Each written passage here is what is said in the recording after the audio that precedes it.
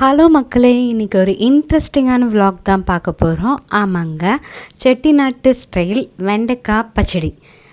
Actually இதில் என்ன interesting அப்படின்னா, இப்போ ரீசண்டாக ஷார்ட்ஸில் கொஞ்சம் ட்ரெண்டிங் ஆகிற விஷயம் வந்து ஸ்லோமோ.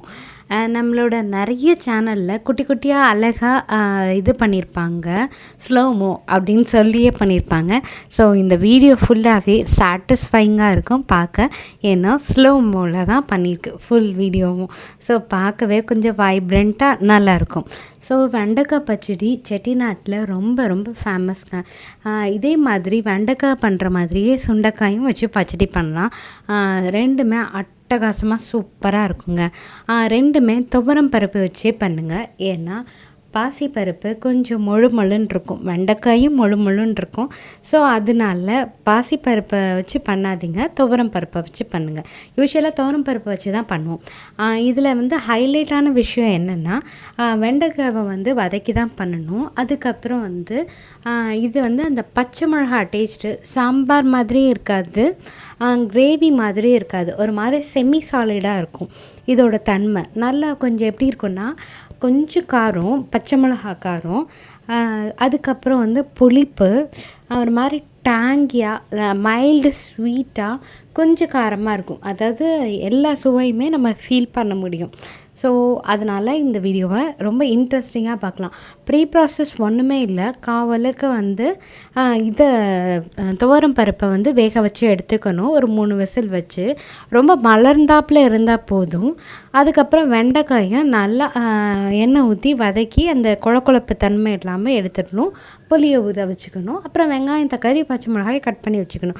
இது தாங்க ப்ரீ ப்ராசஸ். யூஸ்வலாக வெண்டைக்காய் அதுக்கப்புறம் சுண்டைக்காயில் மட்டும் பண்ணாமல் குடமிளகாயிலையும் இந்த பச்சடி பண்ணாங்க. நல்லா எம்மியாக இருக்கும். குடமிளகாயில் ஒரு காரமான டேஸ்ட் இருக்கும்ல, அதுவும் இந்த பச்சை மிளகாயும் சேரும் போது நல்லா வைப்ரண்ட்டாக நல்ல டேஸ்ட்டாக இருக்குங்க. இதே மாதிரி கேப்சிகம்லையும் ட்ரை பண்ணி பாருங்கள், கண்டிப்பாக அட்டகாசமாக இருக்கும். அதுக்கப்புறம் நெக்ஸ்ட்டு வேறு என்ன இதில் ஷேர் பண்ணணுன்னு நினச்சேன்னா, இந்த டிஷ்ஷை வந்து ட்ரை பண்ணியிருந்தீங்கன்னா கண்டிப்பாக கீழே கமெண்ட் பண்ணுங்கள். நான் இதை வந்து சுண்டைக்காயில் ஏற்கனவே போட்டிருக்கேன், இதுதான் ஃபஸ்ட்டு வெண்டைக்காயில் போடுறேன். வெண்டைக்காயை வதக்கி எடுத்ததுக்கப்புறம் நம்ம எண்ணெய் ஊற்றி நம்மளோட பேசிக் ஸ்பைசஸ் போட்டு தான் செய்ய போகிறோம். கடுகு, உளுந்து, கருவேப்பிலை போட்டுட்டு வெங்காயம், தக்காளி, பச்சை மிளகாயை போட்டு நல்லா வதக்கிடணும். வதக்கிட்டு அப்புறம் வந்து உப்பு சேர்த்துடணும். உப்பு சேர்த்துட்டு மஞ்சத்தூள் சேர்த்துட்டு பருப்பு சேர்க்கறதுனால பெருங்காயம் கண்டிப்பாக சேர்க்கணும். சில பேர் பருப்பிலே போட்டு வேக வைப்பாங்க, சீரகம், பெருங்காயம், மஞ்சத்தூள், எண்ணெயெல்லாம் சேர்த்து. நான் சும்மா நார்மலாக வெறும் தண்ணி ஊற்றி மட்டும் பருப்பை வேக வச்சுருந்தேன். ஸோ நீங்கள் அதில் சேர்த்திங்கன்னா இதில் சேர்க்க வேண்டிய அவசியம் இல்லை. நான் அதனால் இதில் மஞ்சத்தூள் அதிகமாக சேர்த்துருப்பேன். இதில் வந்து வைப்ரண்ட்டாக அந்த மஞ்சத்தூளோட கலர் தான் ஜாஸ்தியாக இருக்கும், அதனால மஞ்சத்தூள் சேர்த்துக்கணும். அதுக்கப்புறம் ஆஸ் யூஷுவல் மிளகாத்தூள் கொஞ்சமாக சேர்த்துக்கோங்க. அதுக்கப்புறம் வந்து மல்லித்தூள் லைட்டாக சேர்த்துக்கோங்க. இது ரெண்டுமே சும்மா ஒரு ஆடட் இது தான். நமக்கு வந்து அந்த பச்சை மிளகாவோட காரம் தான் இதில் வந்து தெரியும், ப்ளஸ் அந்த புளிப்பு, பருப்பு, இதோட 3 தான் வந்து நமக்கு மெயின். மித்ததெல்லாம் கூட பெருசாக எதுவும் கிடையாது. ஸோ இதுதான் மெயின். ஸோ இவ்வளோ தாங்க, வெரி சிம்பிள். எல்லாம் இது பண்ணோட்டி நல்லா அந்த ரா ஸ்மெல்லு போனோட்டி வெண்டைக்காயும் இது வதக்கி வச்ச வெண்டைக்காயும் சேர்த்திங்கன்னா அதோட வந்து கொதிச்சிட்ருக்கும். அதுக்கப்புறம் பருப்பு தண்ணியை ஊற்றிடணும். பருப்பு தண்ணியிலே ஒரு 5 மினிட்ஸ் கொதிக்கணும். கொதிக்கும் போது அப்படியே புளி தண்ணியும் ஊற்றிடணும். ஊற்றிட்டு அது ஒரு நல்லா ஒரு 2-3 மினிட்ஸ் நல்லாவே கொதிக்கட்டும். கொதித்ததுக்கப்புறம் நல்லா ஒரு 1/4 கட்டு இல்லை 1/2 கட்டு சின்ன கட்டு கொத்தமல்லியை நல்லா ஃபைன் சாப் பண்ணி தூவி அதையும் 2 நிமிஷம் கொதிக்க விட்டு இறக்குனீங்கன்னா சூப்பரான மணக்க காரைக்குடி செட்டிநாட்டு வெண்டைக்காய் பச்சடி ரெடி. இதே சேம் ப்ரொசீஜர் தான். ஆனால் சுண்டைக்காய்க்கு கொஞ்சம் குலைவாக வச்சுக்கலாம் பருப்பை. ஏன்னா சுண்டைக்காயோட இது அந்த மாதிரி கொஞ்சம் குலைவாக வச்சுக்கலாம், ரொம்ப குலைய விட வேணாம், கொஞ்சம் குலைவாக வச்சுக்கலாம். ஸோ சுண்டைக்காய் பச்சடியும் நல்ல டேஸ்ட்டாக ஃபேன்டாஸ்டிக்காக இருக்கும். யூஸ்வலாக சாம்பாரே செஞ்சு சாப்பிட்றீங்கன்னா இந்த மாதிரி செஞ்சு பாருங்கள், நல்ல டிஃப்ரெண்ட் டேஸ்ட்டாக இருக்கும்.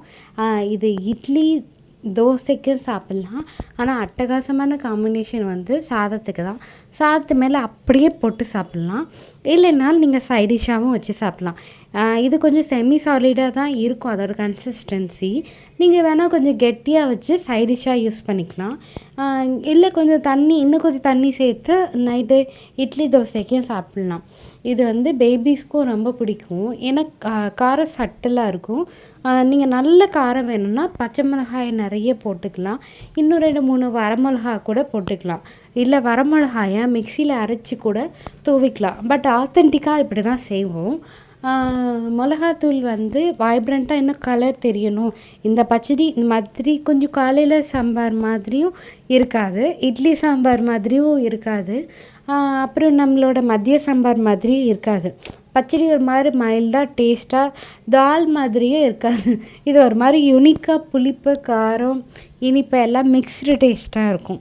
ஸோ கண்டிப்பாக ட்ரை பண்ணுங்கள். இது வந்து கொஞ்சம் கொத்தமல்லி பச்சடின்னு கூட சொல்லலாம். இது காய் இல்லைன்னா வெறுமனையாக நீங்கள் இந்த மாதிரி கொத்தமல்லியை போட்டு கூட பச்சடி வச்சிங்கன்னா அட்டகாசமாக இருக்குங்க. சூப்பராக இருக்கும். ஒரு மாதிரி சட்டிலாக இருக்கும். கண்டிப்பாக இன்ட்ரெஸ்டிங் வீடியோ வந்துக்கிட்டே இருக்குங்க. நிறைய வீடியோஸ் வந்துகிட்டே இருக்குது. அப்புறம் ஷார்ட்ஸும் கூட வந்துகிட்டே இருக்குது. Okay bye. Happy cooking.